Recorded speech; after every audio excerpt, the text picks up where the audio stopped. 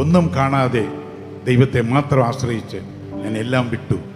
1975 വർഷത്തിൽ ചട്ടമ്പി കല്യാണിയും സിനിമയ്ക്ക് വേണ്ടി ജയിക്കാനായി ജനിച്ചവൻ ഞാനെന്ന ഗാനം ആലപിച്ച് ഒരു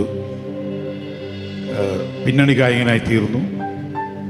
അതിനുശേഷം 1997 വർഷം വരെ 22 വർഷം ഞാൻ സിനിമ ലോകത്തിന് വേണ്ടി പാടി.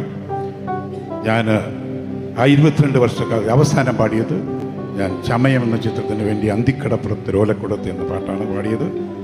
1997 വർഷം വരെയും പാടി 22 വർഷക്കാലം മലയാളം, തമിഴ്, തെലുങ്ക്, കന്നഡ തുടങ്ങിയ ഭാഷകളിൽ അനേകം പാട്ടുകൾ സിനിമയ്ക്ക് വേണ്ടി പാടുവാൻ കഴിഞ്ഞു.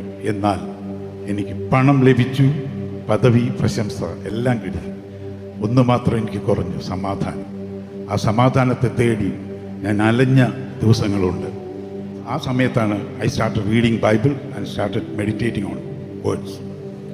ബൈബിൾ പഠിച്ചുകൊണ്ടിരുന്ന ആ സമയത്ത് 1997 എന്നെ സ്പർശിച്ച വചനം യെശയ്യാവ് 43:1,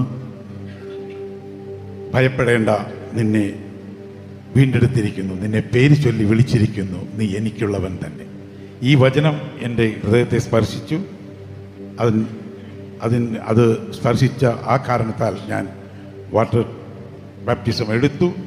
എന്നെ മുഴുവനുമായി ഞാൻ യേശുവിന് സമർപ്പിച്ച് എനിക്ക് ദൈവം തന്ന താലന്ത് ആ ദിവസം മുതൽ യേശുവിന് വേണ്ടി മാത്രം പാടുന്ന ഒരു ഗായകനായി മാറി. ഒന്നും കാണാതെ ദൈവത്തെ മാത്രം ആശ്രയിച്ച് ഞാൻ എല്ലാം വിട്ടു. അങ്ങനെ 14 മാസങ്ങൾ we have gone through the wilderness. ആ 14 മാസങ്ങൾക്ക് ശേഷം എന്നെ God has opened a lot of doors all over the world. I started going and singing all over the world. And today, that's why I'm in front of you.